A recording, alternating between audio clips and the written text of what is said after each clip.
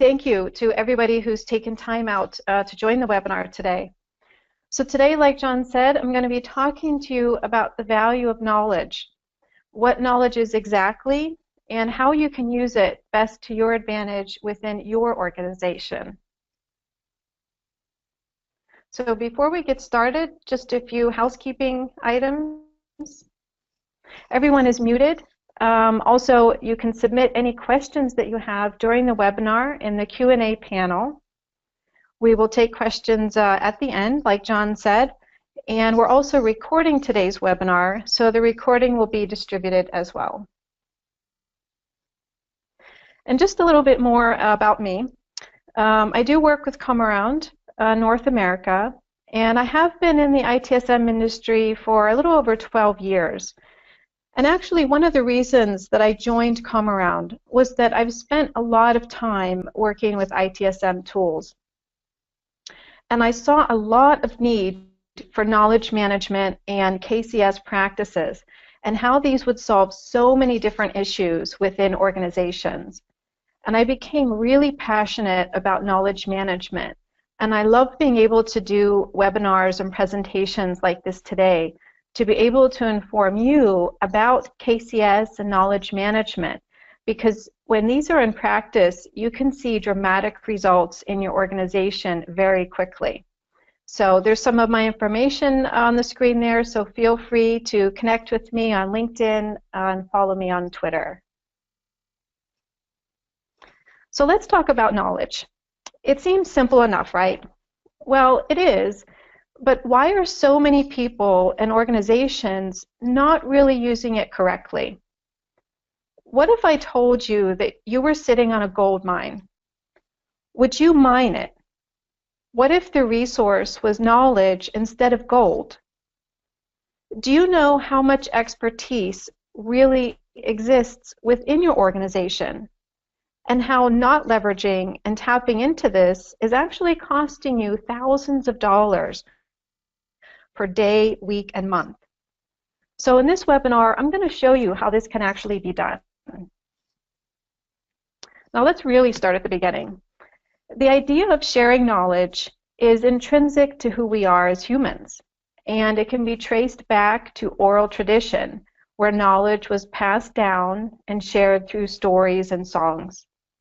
Now this information was so valuable that it's what helped us to develop into who we are today. The information shared was from how to build things, medicinal knowledge, food, what to eat, what not to eat, how to prepare it, etc.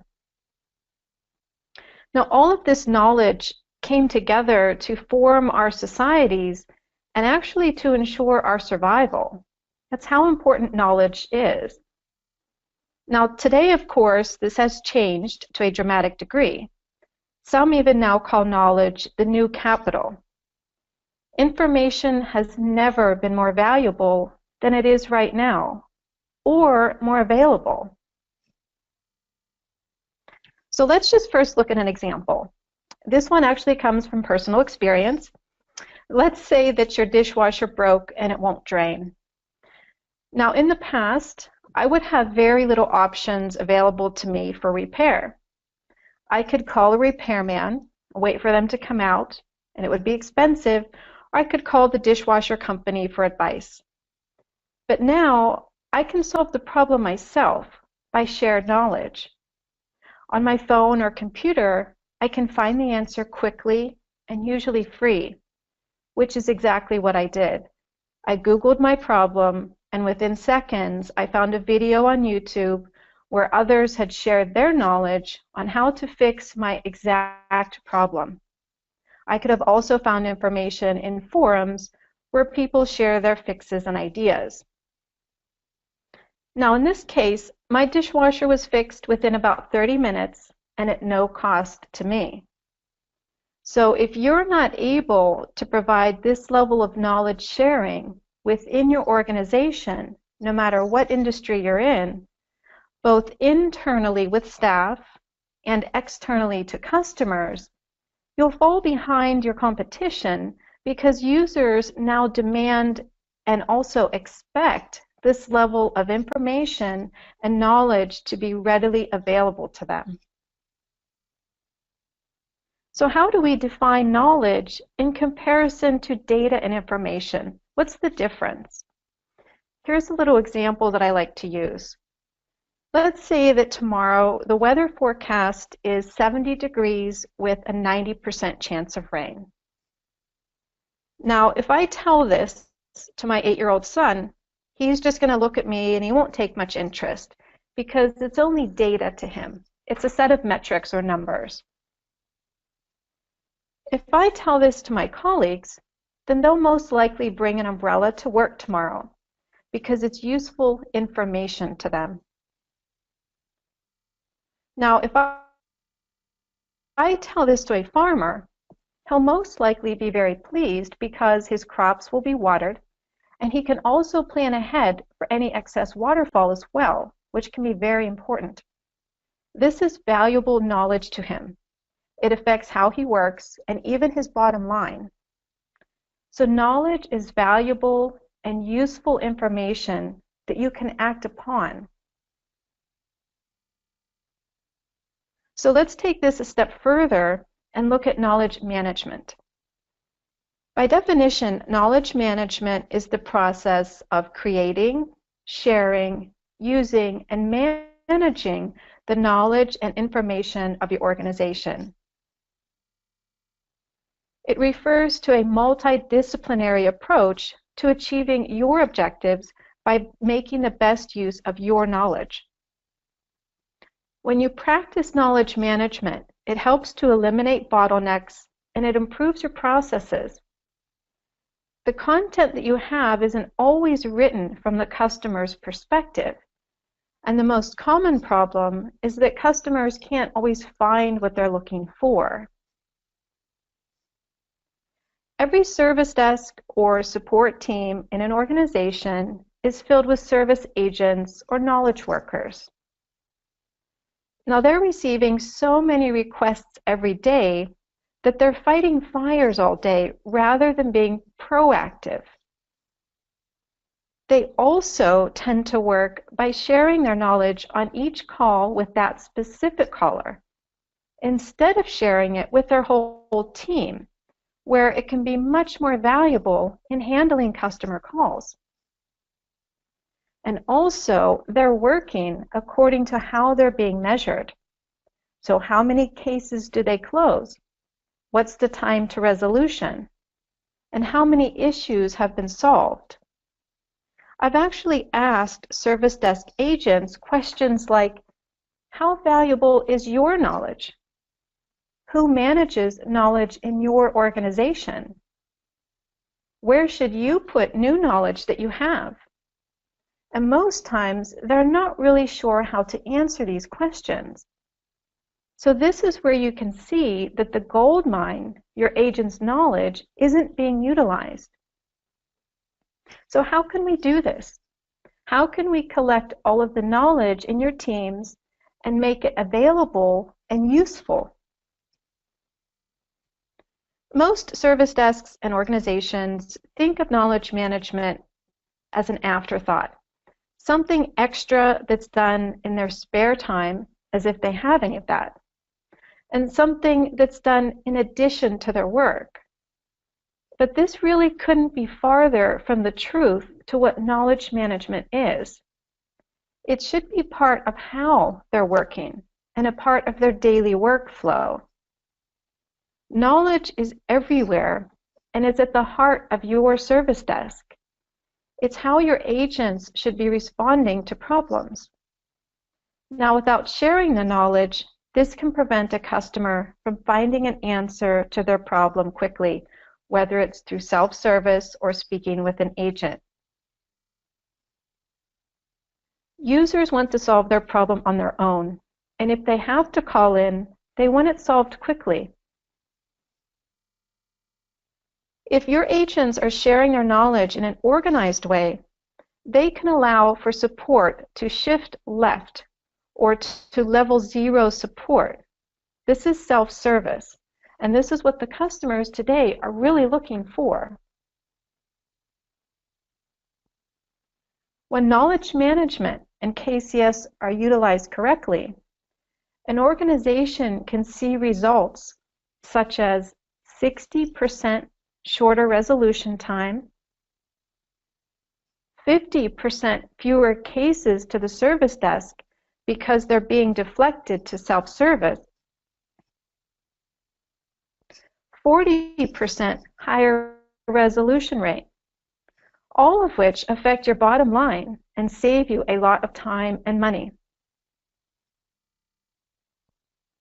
As an example, only 7% of companies surveyed by HDI in their 2016 Practices and Salary Report are either not using or planning to use knowledge management.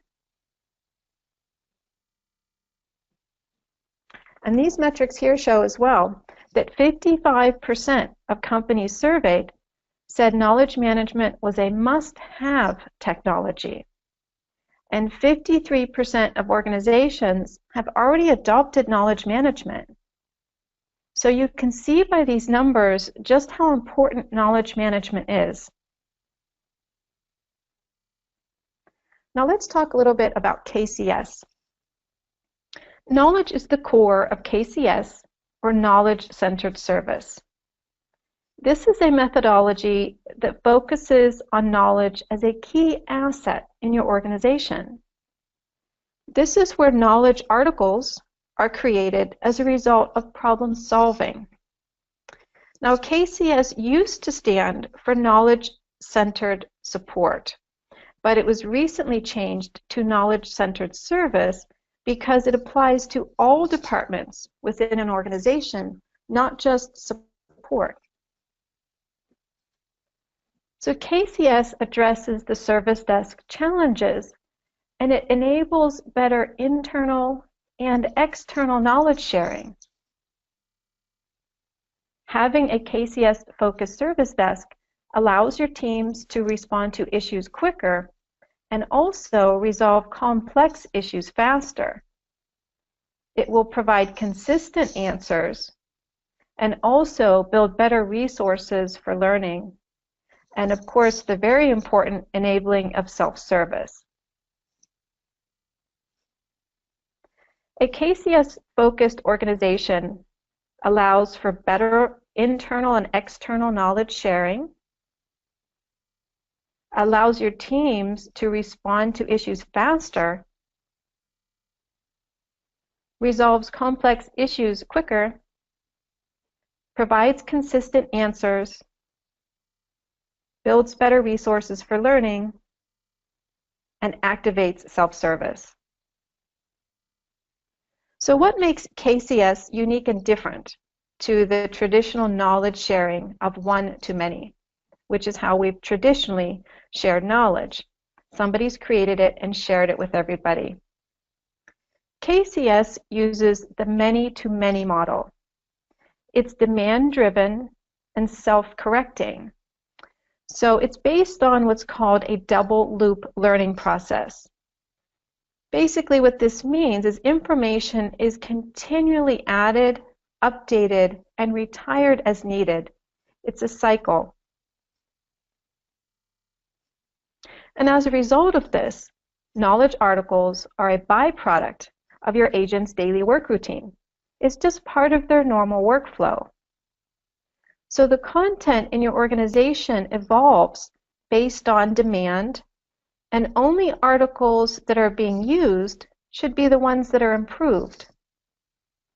So KCS allows you to always have an up-to-date knowledge base, which is then opened up and shared to self-service.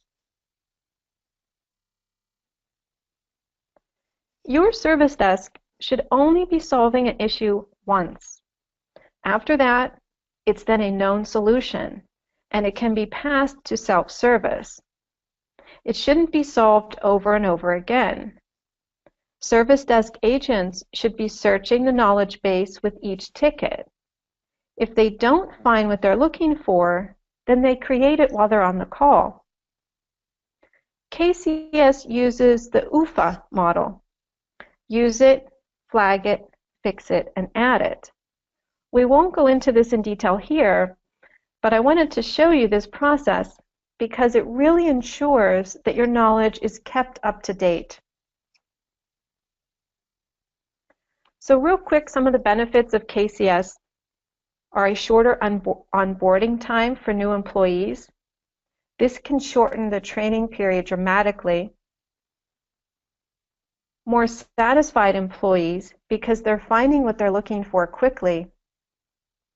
And also customers who feel prioritized. Now, KCS is also very helpful with change management. I've actually seen this happen in many organizations with large and small changes.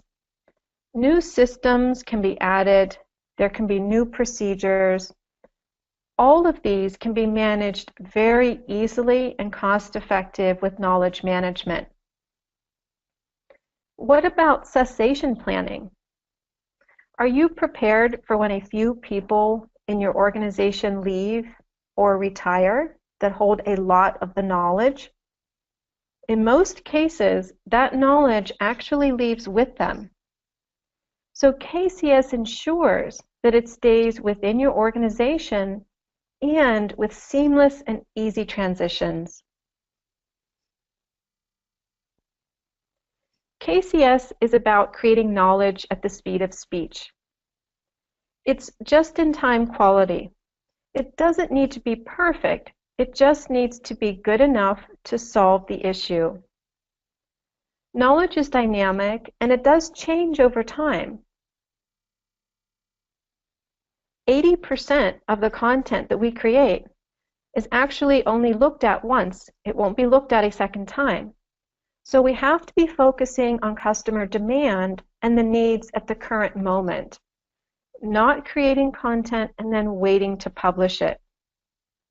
It should be captured at the time of the customer interaction and really using their words and context.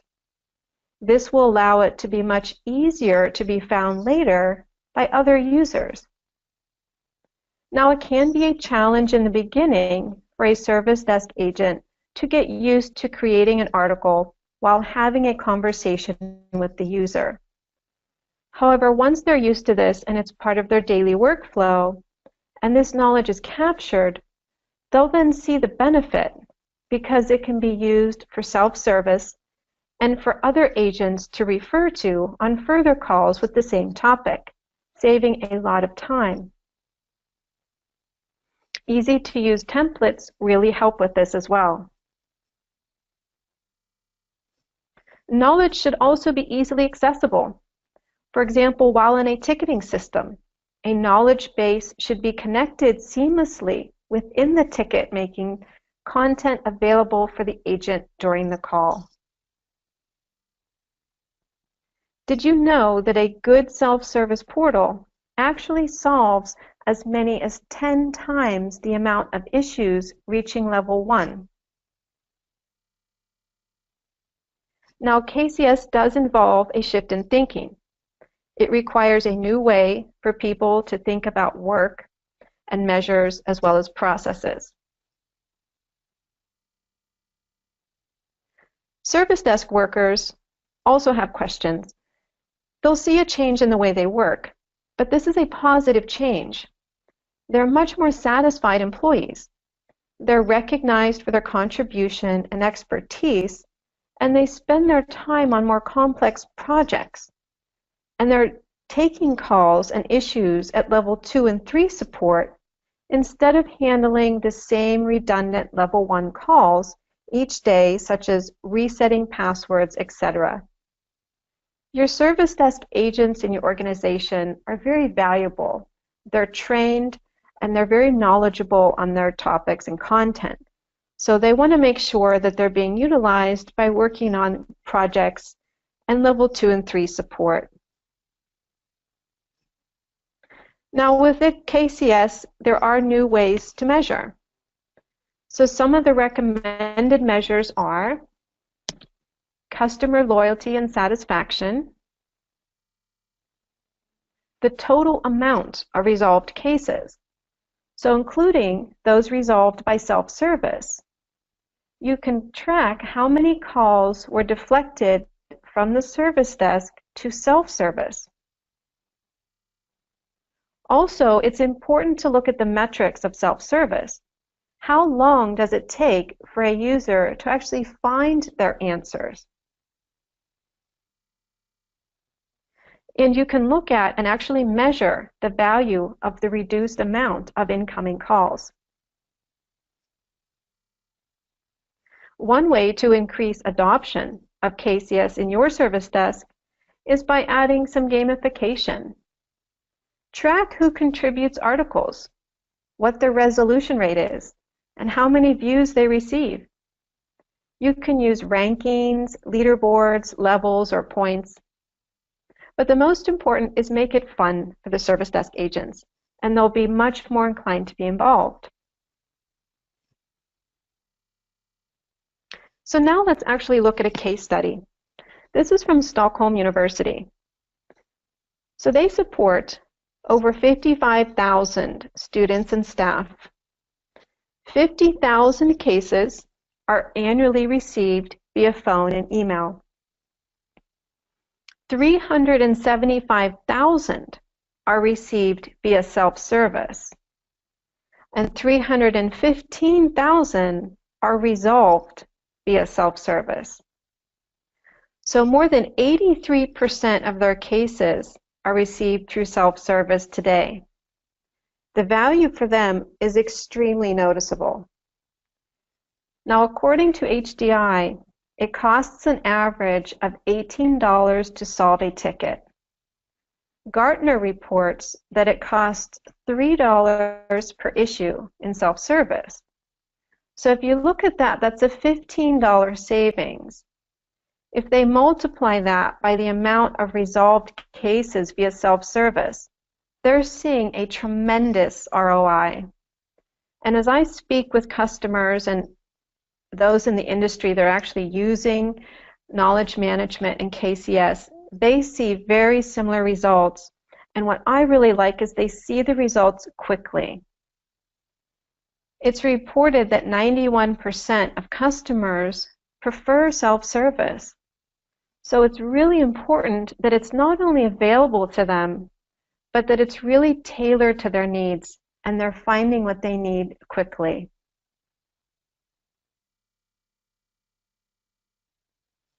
So a few tips to remember on your path to success. Over the years, we've heard the catchphrase, knowledge is power. But really, this should change to knowledge sharing is power. The more you share, others will reciprocate. And as an organization, you'll collectively know more and be more successful.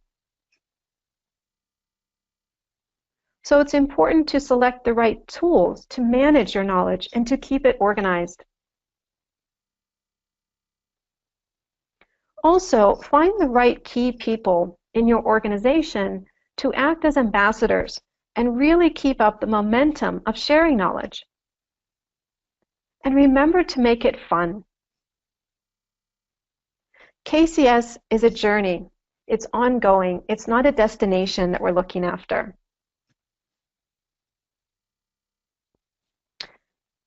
So that's basically the presentation on knowledge management in KCS. Just a little bit about what ComeAround does. If you're looking for a KCS verified tool that can actually help you in your knowledge management journey, we can help because we're experts in this field. You can see by the 3 points listed here that we provide a complete 360-degree knowledge management solution. We provide a knowledge management tool, but also the experts to provide training and consulting to support you wherever you are in your knowledge management journey. We're a global organization, so no matter where you're joining from in the world, we're completely global. We have over 250 customers and partners, and we have North America offices in San Francisco and Pittsburgh, where I'm at, like John mentioned.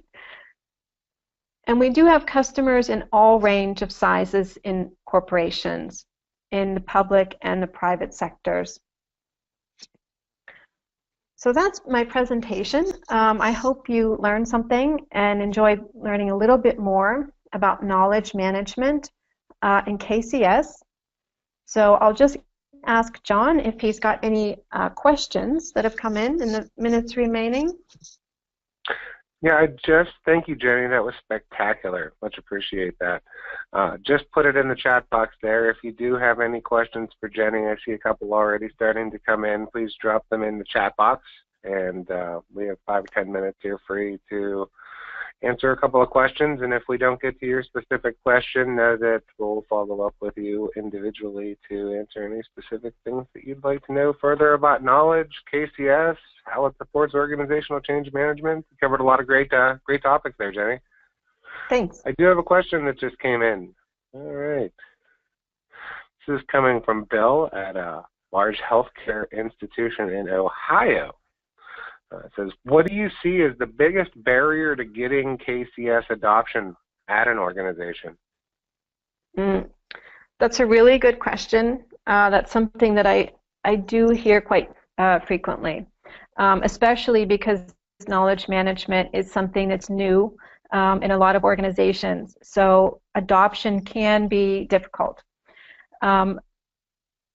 One or several people can be very active with it in an organization, but it could be that the entire team isn't really involved in using it, and if they're not, it won't work. So it's important, I think, to have management buy-in.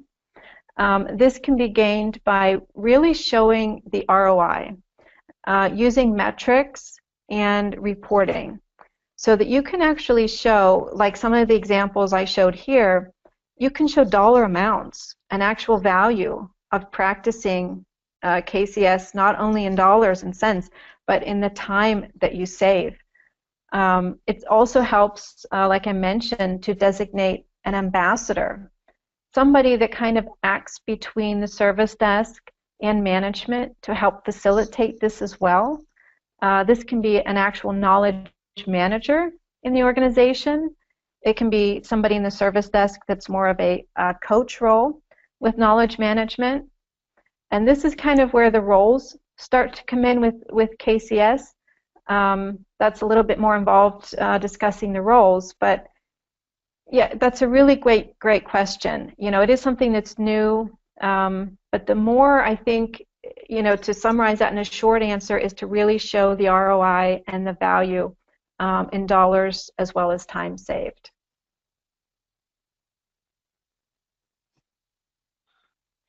Awesome. Thank you, Jenny. I have another question that just came in, coming from Jamaica.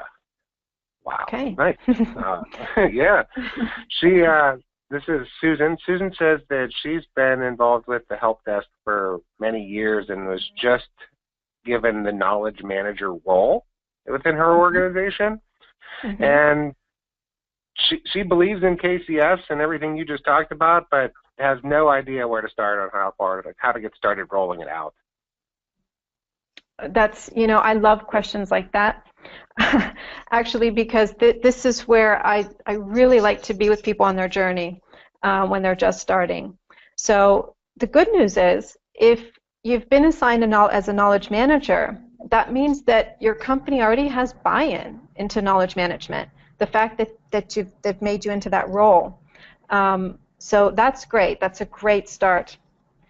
I think one of the things that could be helpful for you and your organization would be to start with some kind of assessment or a health check. This kind of, it's a quick, you know, check that can give you a baseline of what's currently working, what's not working, how to improve any existing workflows and processes that you do have that are related to knowledge management. This is something you can do yourself.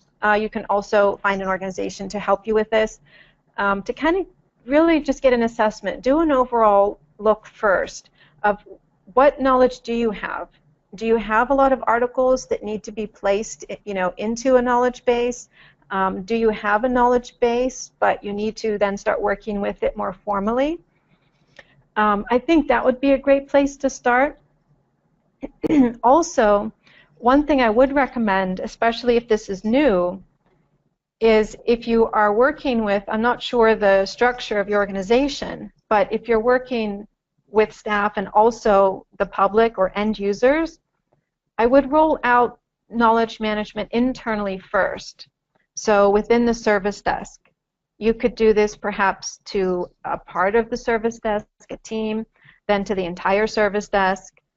Then you can roll it out to the entire organization, and then to end users or public customers if that is part of your business.